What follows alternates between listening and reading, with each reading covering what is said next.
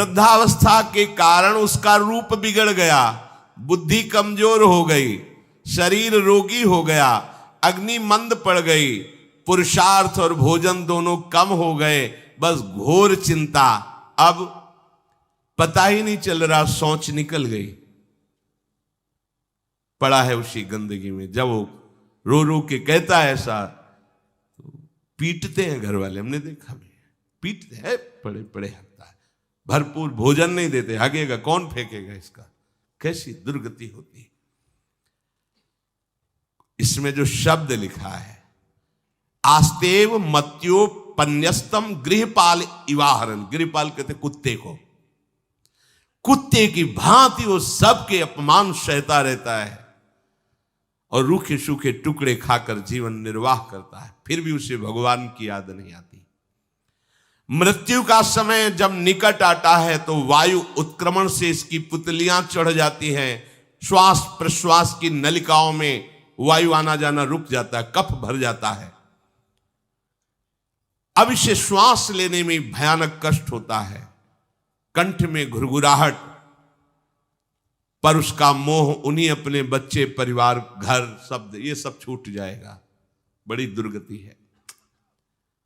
अंतिम समय क्या सोच रहा है, ये पत्नी छूट जाएगी, बेटे छूट जाए, और बेटों ने क्या उनके साथ व्यवहार किया, ये मोह है, ये मेरा कमाया हुआ मकान कैसे छोड़ सकता हूं, तो छिपकली बन के आना, इसी मकान में रेंगना। पक्का आपका अंतिम फाइनल आपका चिंतन होता है, आपका चिंतन वही बनेगा जो जीवन भर आपने किया, उसके परिणाम में बंधु बांधव आकर घेर लेते और मनाने लगते हैं कि अब जल्दी मर जाए, भगवान उठा लें इसे। मृत्यु पाश के वशीभूत महान कष्ट को भोगता हुआ अपने परिवार का चिंतन करता है। वो मूड ये भी नहीं सोच पा रहा कि अगर अंतिम समय कृष्ण बोल दूं, राधा बोल दूं तो काम बन जाए। कुटुंब का भरण पोषण और मोह में लगा हुआ यमराज के दूत आते हैं, मार मार के उसके प्राणों को खींचते हैं। वो तो मार वही जानता है जिस पे पड़ती है, पर सोचता कौन है, विवेक है नहीं, इसलिए सोच काम नहीं करती। भयंकर रोष युक्त नेत्र वाले, जिनके देखने से पेशाब छूट जाए, तभी तो आप देखो मरने वाले का शौच और लघु शंका सब छूट जाती है, देखने मात्र से, इतने वो भयानक है। वो देखकर भय के कारण मलमूत्र त्याग कर देता है। सा दृष्ट्वा त्रस्त हृदय स्रकन मूत्रम विमुंचति, इतना भयावह स्वरूप होता है उनकी घुड़क, और उनकी मार की टट्टी पेशाब सब छोड़ देता है। यमदूत उसे भयंकर यातना देते हुए प्राण खींचते हैं। अब ये तो वही जानता है जिसके खींचते हैं। बाहर वाले सब घेरे बैठे हैं, कोई एक बार भी नाम नहीं बोला। अगर एक बार बोल देता राधा तो भाग जाते यमदूत और वो बच जाता। पर ये सौभाग्य तो जिसने जीवन में धर्म किया है, कहीं ना कहीं भगवद आश्रय लिया, उसको ये मिलता है। जैसे कोई घोर अपराधी को सिपाही बांध कर ले जाते हैं, उसी प्रकार रस्सी में बांधकर बलात् उसको यमलोक की लंबी यात्रा कराती है। रास्ते में पिटाई, घुड़कियां, उसे प्यास लगती, पानी नहीं दिया जाता, तपती हुई भूमि पर चलाया जाता है, कुत्ते नोचते हैं, व्याकुल हो उठता है, भूख प्यास उसे बेचैन कर दी। पर यहां किसी की भूख नहीं मिटाई तो तुम्हें रास्ते में भोजन नहीं मिलेगा, यहां कभी किसी को पानी नहीं पिलाया तो एक बूंद पानी नहीं मिलेगा तुम्हें। ये कर्म भूमि है। दावानल जैसी दहकती हुई भूमि पर उसे चलाया जाता है। तप्त बालुका में मार्ग में जब एक पग भी आगे बढ़ने की सामर्थ्य नहीं होती, मूर्छा जाती है, मार मार के उसे चेतना में लाते हैं यमदूत, फिर घसीटते हैं। महान दुख में अंधेरे मार्ग से अत्यंत क्रूर यमदूत उसे यमपुरी को ले जाते हैं। कितना मार्ग? 99,000 योजन मृत्यु लोक से। यह ऐसे नहीं कि कोई गप लिखी हुई है, नहीं नहीं। अब जैसे तिहाड़ जेल है, अब जानते ही नहीं तो क्या जानोगे, कहां तिहाड़ जेल, जाओ देखो जाके। आजीवन कारावास, कैसे बड़े कठोर कठोर, जैसा अपराधी वैसा दंड विधान। यहां थोड़ी दया है क्योंकि हृदय है, वहां हृदय नहीं है। वहां हृदयहीन शासक तुम्हारे पीछे लगाए जाएंगे। हृदय ही नहीं है, बस एक एक कर्म का हिसाब। जो हमने पढ़ा था पहली बार तो होश उड़ गए थे। जो यहां दूसरे का मांस खाते हैं ना, कोल्हू में पेरे जाते हैं। कोल्हू जैसे गन्ना नहीं पेरा जाता, लगा दिया कोल्हू में पेरे जा रहे। मरना है नहीं, सोचो कितना कष्ट। फिर इसके बाद समसी से मांस नोच कर उसे खवाया जाता। होश में हो जाओ। 99,000 योजन का मृत्यु लोक से यमलोक का मार्ग है, लिखा हो 99,000 योजनानाम सहस्राणी नवतिम नवचाध्वनः त्रिभिर्मुहूर्तैर्द्वाभ्याम वा नीतः प्राप्नोति यातनः। एक योजन का मतलब 4 कोश, 99,000 योजन। इतने लंबे मार्ग को 2 या 3 मुहूर्त में तय करना, दौड़ा के 2 या 3 मुहूर्त, बहुत कम समय। फिर वहां पहले से तय, इसको इस नरक में डालो, इसको इस नरक में। वहां इतना समय, थोड़ी भीड़ लगी है। जैसे अपने एक फोड़ा हुआ तो अपने इतने कष्ट समझते, अस्पताल जाओ देखो चीख लगी, किसी का पैर टूटा, किसी कुछ, ऐसे ही वहां सब हिसाब हो रहा है। उसको धधकती हुई लकड़ियों में जलाया जाता है, कहीं दूसरों के द्वारा काट काट कर उसको उसका ही मांस खिलाया जाता है। यमपुरी के कुत्तों के भयानक दांत होते हैं, जिंदा, अब मरना है नहीं वहां। भयानक गिद्धों के द्वारा आते खींची जाती है। यहां सांप बिच्छू डांस जिसको मारा है वहां भयंकर रूप रखकर उसका खून पीते हैं। हिसाब है बहुत होश में। यहां तुम किसी के शरीर को काट दो तो मर जाएगा, वहां ऐसा नहीं होता। वहां बार बार काटा जाएगा, मरोगे नहीं, पीड़ा वैसे ही होगी।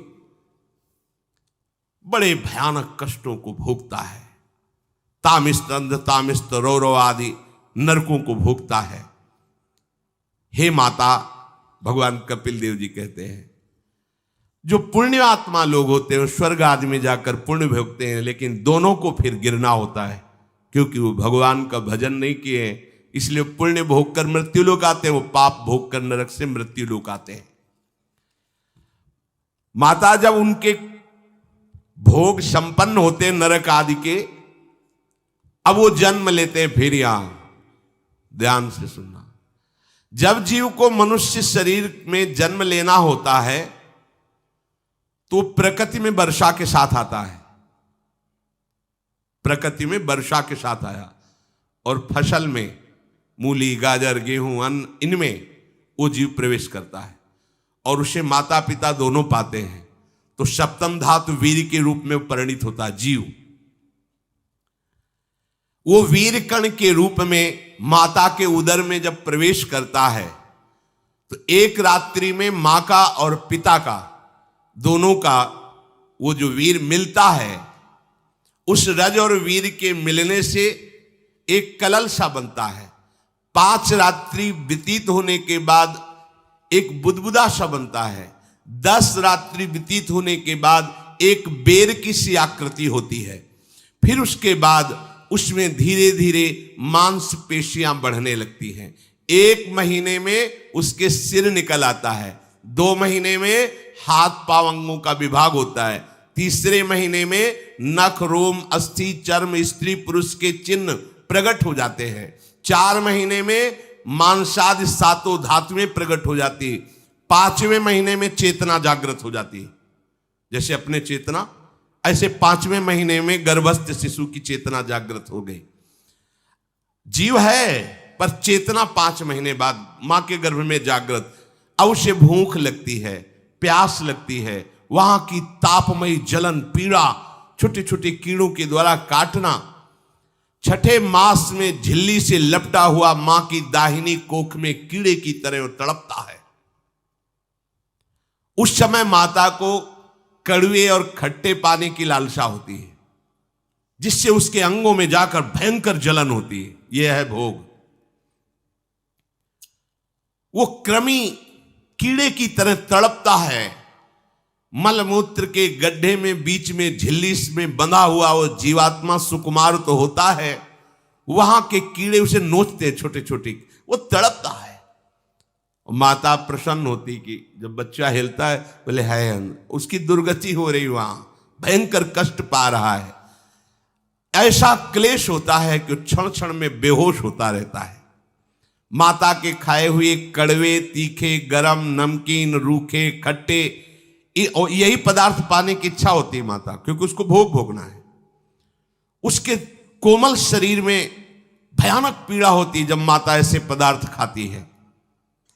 गर्भाशय की झिल्ली में लिपटा हुआ, आंतों और मलमूत्र से घिरा हुआ सिर, पेट की और पीठ और गर्दन एक कुंडलाकार ऐसे कंकण जैसा, ऐसी आकृति गर्भस्थ शिशु की होती है।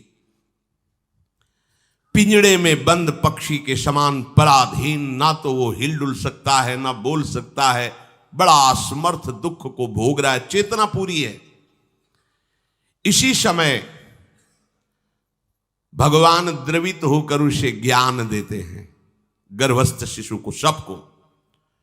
जे उसे ज्ञान होता है तो सैकड़ों जन्म के कुकर्मों से याद आते हैं, सैकड़ों जन्म के। ओहो, ये मेरे कर्म का ही फल, मैंने ऐसे कर्म किए इसलिए दुख भोग रहा हूं। बेचैन हो जाता है, कैसे निपट पाऊंगा, सैकड़ों जन्म के कर्म जमा है। अब महान अशांति उसके हृदय में, उस शरीर में भयंकर पीड़ा। कुंडलाकार शरीर है, हिल भी नहीं सकता है, बस कीड़े काटते, बड़ी तड़पन, बड़ी जलन, भूख प्यास की जलन।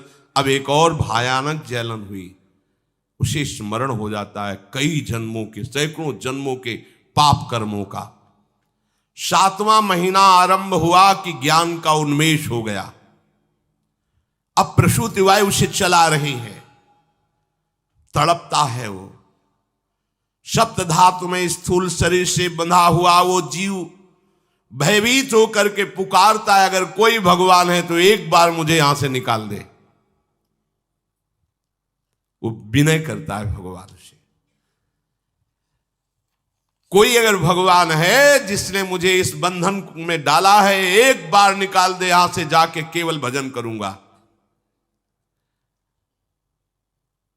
जीव कहता, जंतुरुवाच तस्योपशन्नमवितुम जगदिच्छयात् नाना तनोर्भुवि चलच्चरणारविंदम सोहम ब्रजामि शरणम रकुतो भयम में येने दृशी गतिरदर्श सतोनुरूपा। हे प्रभु, मैं बड़ा अधम हूं। ये ज्ञान भगवान की तरफ से गर्भस्थ शिशु को होता है। देखो, स्वयं वो इतना कष्ट पा रहा है, फिर जब आप गर्भ हत्या करते हैं तो आपका पाप कितना बड़ा होगा, सोचो। सब माताओं से विनय है, संयम से रहो, सावधान रहो। ये हत्या ऐसी नहीं कि तुम्हारे दान पुण्य से क्षमा हो जाएगी। ये जो भ्रूण हत्या है, गर्भ हत्या है, बहुत बड़ा पाप है। आप लोग अज्ञान के कारण इसको ध्यान नहीं देते, इसे खिलवाड़ समझते हो। कितना ज्ञान है। बेटी ही मां है, बेटी ही बहन है, बेटी ही पत्नी बनती है, बेटी ही किसी के जीवन को धारण करने वाली बनती है। और आपने गर्भ में देख लिया बेटी है, तुम स्वयं मां होकर उसका साथ दे रहे हो, उसका नष्ट करने के लिए। हमारी तो बात ही समझ में नहीं आती, क्या बुद्धि भ्रष्ट हो गई। अगर पुरुष का इतना महत्व है तो बेटियां ना हो तो तुम्हारी कौन सी गति होगी, सोचो जरा। जीना मुश्किल हो जाएगा तुम्हारा। तुम पुरुष किस काम के रह जाओगे। तुम्हारा अर्धांग काट दिया जाए तो तुम कैसे होगे। ये स्त्री स्वरूप अर्धांग है। जिस घर में मां बहन नहीं है, स्त्री स्वरूप नहीं, श्मशान जैसा वो होता है। ध्यान दीजिए, ये बहुत बड़ी गलती है जो अपनी बेटियों की हत्या करते हैं। और ये वो पाप है जो अक्षम्य अपराध है। स्त्री हत्या करना शास्त्रों में बहुत बड़ा पाप कहा गया है। फिर वो तो बच्चा है, बिल्कुल नहीं। जिनसे हो गया है, श्रीमद् भागवत का सप्ताह मूल संस्कृत से सुनो और भगवान से प्रायश्चित प्रार्थना करो कि हे नाथ, भूल से गलती हो गई, दूसरा कोई उपाय नहीं, ध्यान से समझ लीजिए। तुम्हारे भ्रूण हत्या, गर्भ हत्या के पाप को नष्ट करने में एकमात्र श्रीमद् भागवत समर्थ है, दूसरा कोई नहीं। कोई दान पुण्य तीर्थ स्नान तुम्हें क्षमा नहीं कर पाएगा। यह ऐसा महापाप है। अगर हृदय में जलन करके और मूल संस्कृत के द्वारा पूरी 7 दिन में भागवत श्रवण की जाए नियम से, तो भागवत समर्थ है, इस हत्या के पाप से भी आपको मुक्त कर देगी। जिनके ऐसे हत्या हो गई हो करवा लो, नहीं तो बुद्धि आगे भ्रष्ट करके तुम्हें हरि गुरु से विमुख कर देगा। ये पाप ऐसा नहीं कि तुम्हें 2-4 माला घुमाने से क्षमा हो जाएगा। ये महत अपराध है।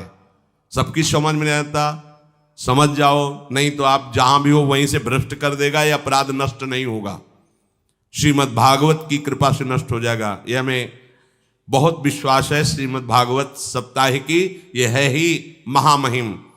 प्रेत योनि को प्राप्त धुंधकारी को सीधे भगवत पार्षद स्वरूप देकर परम पद में आरूढ़ कर दिया। केवल 7 दिन की मूल संस्कृत एक भी श्लोक नहीं छूटना चाहिए। अगर सप्ताहिकी का पारायण हो तो इस भ्रूण हत्या, गर्भ हत्या से भी निवृत्ति मिल जाए।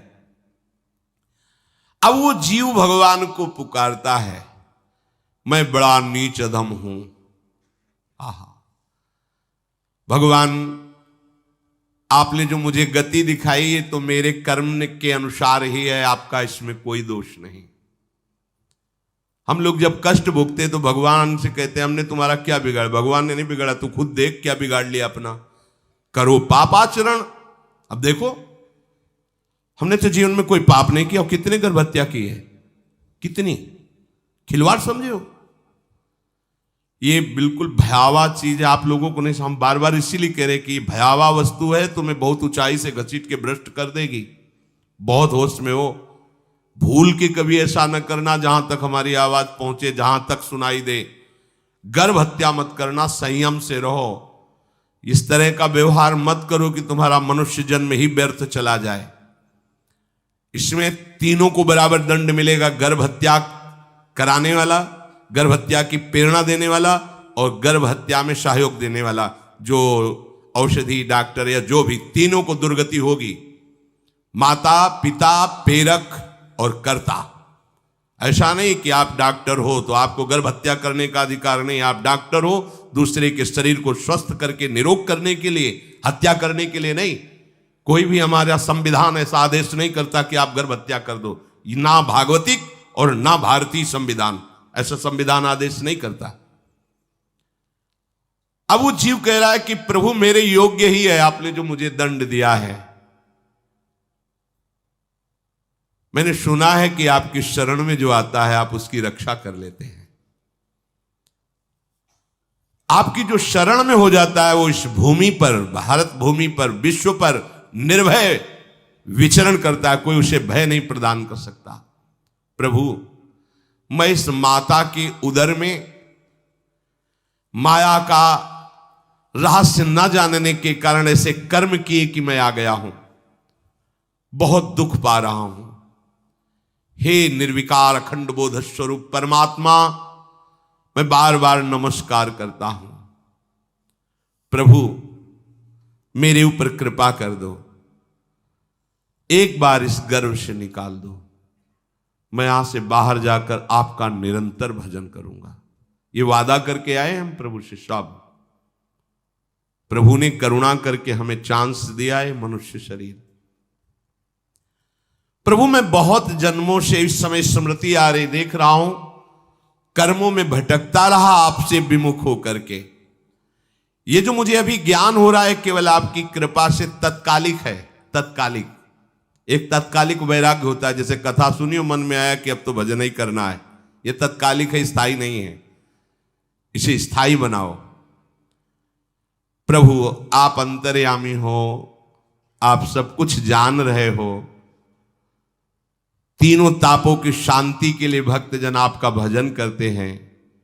मैं देहधारी होकर जीव माता के उदर में मलमूत्र से रुधिर की झिल्ली में फंसा हुआ माता की जठराग्नि के ताप से जल रहा हूं। प्रभु, एक एक क्षण में यहां विकल होकर केवल इंतजार कर रहा हूं कि किस समय मुझे यहां से निकाला जाएगा। दीन बंधु, यहां से कब मैं निकलूंगा। स्वामिन, आप बड़े दयालु हो, आप जैसे उदार प्रभु ने मुझ गर्भस्थ शिशु को ये ज्ञान दिया। हे दीनबंधु, आप अपनी कृपा से प्रसन्न हो जाइए।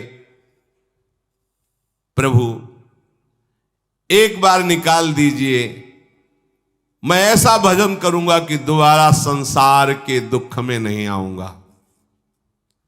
कपिल भगवान कहते हैं, हे माता, वो गर्भस्थ बालक शिशु भगवान से प्रार्थना करता है, भगवान का आदेश होता है, तत्काल प्रसव वायु धक्का मारती है। जे ही प्रसव वायु धक्का मारती तो उसको ऐसा भयंकर कष्ट होता है, जैसा पीछे लिखा है कि जैसे जिंदा किसी की चमड़ी उतारी जाए, ऐसा मां के गर्भ से निकलते समय उसे कष्ट होता है। वो अत्यंत कष्ट से व्याकुल होता है। उसी समय उसका वो ज्ञान नष्ट हो जाता है जो भगवान ने दिया था। उस समय उसकी श्वास की गति रुक जाती, जैसे किसी का गला दबा दिया जाए तो कैसा लगेगा। ऐसे ही पूरी की पूरी भागवती की स्मृति नष्ट हो गई। होश आया तब देखा कि वो बाहर पड़ा हुआ है, माता के उस मलमूत्र में सना हुआ बिष्ठे की कीड़े की तरह। गर्भवास में जो दिव्य ज्ञान प्रकट हुआ था भगवान की कृपा से, वो सब नष्ट हो गया। भूमि परत भा ढाबर पानी, तिम जीवे माया लपटानी। चेतन आई तो रोने लगा। वो ज्ञान कहां गया? वो ज्ञानदाता कहां गया? वो कहता कहां कहां? बोले थाली बजाओ, बच्चा हुआ है। और वो तो रो रहा है कि कहां, वो ज्ञान कहां गया जिसके बल से मैं कह रहा था कि बाहर निकाल दो, मैं आपका भजन करूंगा। सब खत्म ज्ञान। जो लोग उसका अभिप्राय नहीं समझते, वो उत्सव मनाते हैं। बालक हुआ है, वो रो रहा है, वो कहां गया ज्ञान? कहां कहां कहां? छोटा बालक यही रोक कहता कहां? अभी जो ज्ञान उत्पन्न हुआ था, जो अभी भगवान का बोध हुआ था, वो कहां गया? कहां गया? घर परिवार के लोग उसका पालन पोषण करते रहते हैं, उसमें कोई निषेध करने की शक्ति नहीं हो रही। मच्छर काट रहा है, दुख हो रहा है, हटा नहीं सकता बालक। उस जीव को शिशु अवस्था में जब कपड़ों पे लिपेट कर ऐसे लिटाया जाता है तो इतना कोमल त्वचा होती कि कपड़े भी उसको, जैसे खुजलाहट है, पीड़ा है या जलन है, बिल्कुल कोमल त्वचा होती, कुछ नहीं कर सकता वो, बस रो सकता है। ना खुजलाने की, ना करवट बदलने की, ना उठने की कोई सामर्थ्य नहीं। बड़ा कष्ट पाता है बाल्यावस्था में, क्योंकि त्वचा बड़ी कोमल होती, दास मच्छर आदि जीव उसको काटते हैं। गर्भावस्था का कोई ज्ञान नहीं रहा, सिर्फ रोना ही रोना रह रहा। इस प्रकार उसकी बाल्यावस्था कटी, कौमार अवस्था आई, पौगंड अवस्था, इनमें वो खिलवाड़ में फंस गया। जैसे जैसे बड़ा होता जाता, चेतना, गुनगुना, ये कार, ये प्लास्टिक के ऐसे उनमें मगन है। देखो ना छोटे बच्चों को, अज्ञानवश इसकी ये अवस्था कट गई। बड़े भाग्यशाली ऐसे भी बच्चे हैं जो तुतला के बोलते हैं, उनकी मैया कहती राधा बोलो, राधा। देखो ये सौभाग्य, प्रणाम है उन माताओं को जो अपने बच्चों को भगवान नाम बुलाती हैं कि आप बोलो, श्री हरिवंश बोलो, राधे राधे बोलो। धीरे धीरे उसकी युवा अवस्था पहुंची। इस समय उसके अंदर एक भूत सवार होता है। जवानी का भूत है, ये सबके सवार होता है। अगर मंत्र चल रहा है तो भूत नहीं चढ़ेगा, नाम चल रहा है तो भूत नहीं चढ़ेगा, नहीं तो भूत चढ़ जाता है। ये कुछ भी करवा सकता है भूत, भूत ही तो है ना। वैसे ही पंचभूत लिपट गए, ये ऊपर से जवानी का और भूत सवार हुआ तो जौवन ज्वर के ही नहीं बलकावा। जवानी में कोई भी ऐसा अपराध नहीं जो हो ना जाए। बड़ा भयानक इसमें स्वरूप होता है। इसमें केवल भोग, केवल भोग, एक ही दृष्टि रहती है, भोग भोगना। अज्ञानवश जब भोगों की प्राप्ति में बाधा पड़ती तो भयंकर वो क्रोध करता है, शोकाकुल होकर हिंसा कर बैठता है। जैसी घटनाएं सुनने को मिलती हैं, राक्षसी घटनाएं, ये भूत है जवानी का। जहां कामना में बाधा पहुंची, क्रोध में वो समझ नहीं पाता कि मेरे जैसा ही प्रिय शरीर उसका है जो मैं वर्ताव कर रहा हूं। जैसे जैसे देह बढ़ता जाता है, पुष्ट होता जाता है, वैसे वैसे भोग वासना और अभिमान बढ़ता जाता है। वो काम परवश होकर अपना नाश करना शुरू कर देता है। यौवन, वो फिर खोटी बुद्धि वाला वैसे ही पाप करने लगता है जिन पापों के कारण उसकी दुर्गति हुई थी, नरक आदि की, और मां के गर्भ में आया था।